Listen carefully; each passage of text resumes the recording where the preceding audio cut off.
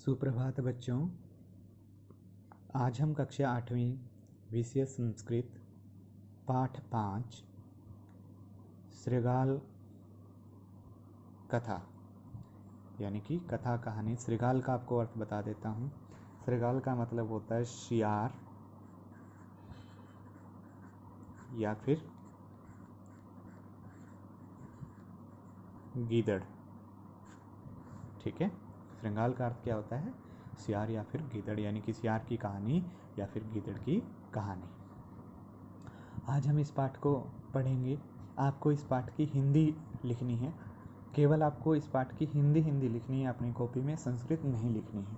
ठीक है, देखो मैं आपको यहाँ पहले संस्कृत और हिंदी बताता हूँ, फिर केवल हिंदी बता दूंगा।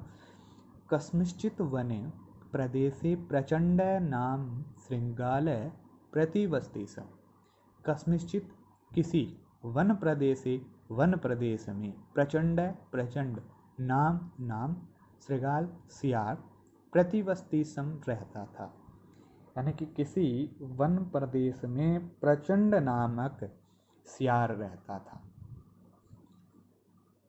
कदाचित क्षुधा पीड़ित स नगरम प्रति अगच्छत्।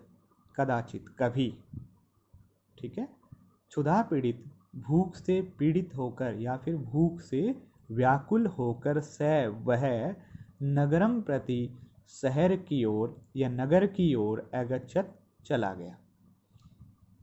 कभी भूख से पीड़ित होकर वह नगर की ओर चला गया। तत्र तं दृष्ट्वा कुकुराः तं प्रति अधावन्। तत्र वहाँ तम उसे दृष्ट्वा देखकर कुकुराः कुत्ते तम उसके प्रति पीछे अधावन दौड़ने लगे। वहाँ उसको देखकर कुत्ते उसके पीछे दौड़ने लगे या फिर भागने लगे। ठीक है, यानी कि देखो क्या हुआ कि गांव में जब या फिर नगर में जब एक जंगल का प्राणी आ गया, तो आपने अक्सर देखा ना, गांव में कुत्ते जब कुछ बाहर से कोई भी व्यक्ति आ जाता है या फिर कोई जानवर वगैरह आ जाता है जो कुत्तों का पहले नहीं देखा होता, तो कुत्ते फिर उसके पीछे भागते हैं ना। ठीक है, तो उसी तरह सियार के पीछे भी उस गांव के या उस नगर के कुत्ते उसके पीछे लग लिए। ठीक है, फिर आगे देखो। स प्राण भयात एकम रचक गृहम प्राविष्ट। वह प्राण भयात, प्राणों के भय से यानी कि मरने के डर से, एक रजक गृहम, एक धोबी के घर में प्राविष्ट, प्रवेश कर गया। यानी कि वह अपने प्राण बचाने के लिए एक धोबी के घर में घुस गया या प्रवेश कर गया। वह प्राणों के भय से एक धोबी के घर में प्रवेश कर गया। तत्र नील रस पूर्णम एकम पात्रम आसीत। दोबारा से देखिए। तत्र नील रस पूर्णम एकम पात्रम आसीत। वहाँ नीले रंग से भरा हुआ एक बर्तन, पात्र का मतलब होता है बर्तन, आसीत था। यानी कि धोबी था तो उसका काम था कपड़े धोने का। वो कपड़ों को धो करके उनको नीले रंग में रंगा करता था, यानी कि चमक के लिए। आपको भी पता है ना, हमारे घरों में भी तो नील का ही प्रयोग होता है। ठीक है, उसी तरह यानी कि कपड़ों में अच्छे से सफ़ेदी लाने के लिए, चमक लाने के लिए, तो उसके घर में भी एक टब जैसा कोई बर्तन था, वो नीले से भरा हुआ था। तो इसका हिंदी हमें लिखना है, वह नीले रंग से भरा हुआ एक बर्तन था। वहाँ नीले रंग से भरा हुआ एक बर्तन था। स तस्मिन् पात्रे अपतत नीलवर्णम च अभवत। वह तस्मिन् उस पात्रे बर्तन में अपतत गिर गया, नीलवर्ण च अभवत और नीलवर्ण नीले रंग का हो गया, अभवत हो गया। वह उस पात्र में गिर गया और नीले रंग का हो गया।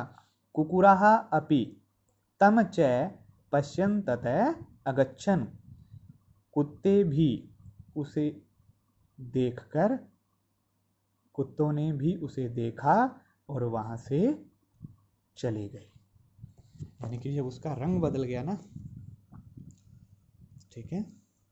कुत्तों ने भी उसे देखा और चले गए, और उसके बाद चले गए।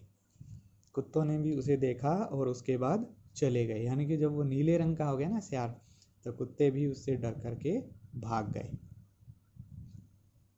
तदा प्रचंड रजक, एक यहाँ पे देखो पहला पैरा जो वो पूरा हो चुका है, दूसरा पैरा स्टार्ट करेंगे। तदा प्रचंड रजक गृहात वनम प्रति अचलत। तदा उसके बाद प्रचंड, प्रचंड धोबी के घर से वन की ओर चल दिया, या फिर वन की ओर चला गया। उसके बाद प्रचंड धोबी के घर से वन की ओर चला गया। नीलवर्णम तम दृष्ट्वा पश्व, देखिए यहाँ से नीलवर्णम तम दृष्ट्वा पश्व भयात इतस्त अधावन। ठीक है, नीलवर्ण तम दृष्ट्वा पश्व भयात इतस्त अधावन। नीले रंग के उसे देखकर, यानी कि नीले रंग को, उसके नीले रंग को देखकर, ठीक है, तम पहले आता है इसमें, उसके नीले रंग को देखकर पश्व पशु भयात भय से, डर से, इतस्त इधर उधर अधावन भागने लगे। प्रचंड भय व्याकुलान तान अवलोक्य उचई अवदत्त भो भो पश्व।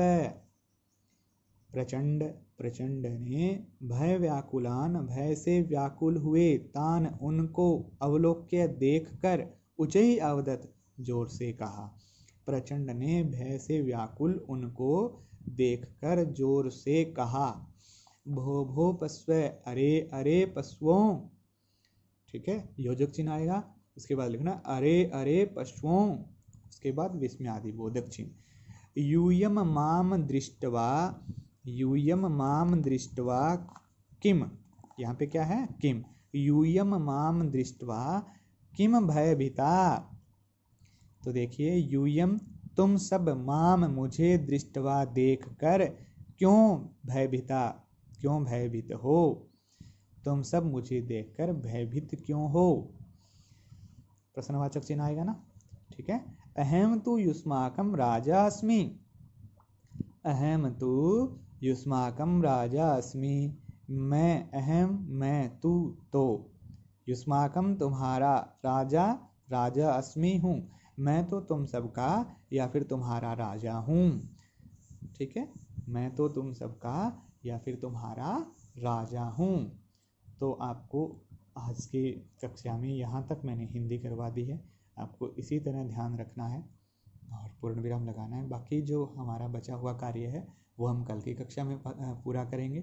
और इसके साथ एक विशेष बात और है, यानी कि जो चौथा पाठ था उसकी जो कॉपी है आपकी, उसकी फ़ोटो, केवल चौथे पाठ की फ़ोटो सभी बच्चे मेरे पास भेजने का कष्ट करेंगे। आप सभी से अनुरोध है कि आप अपना चौथा पाठ जो कंप्लीट आपने कर लिया है, श्लोकों की हिंदी, उसका बुक वर्क, अपनी कॉपी की फ़ोटो, अपने एडमिशन नंबर, नेम, क्लास और सेक्शन के साथ भेजने का कष्ट करें। इसी के साथ आप सभी का धन्यवाद।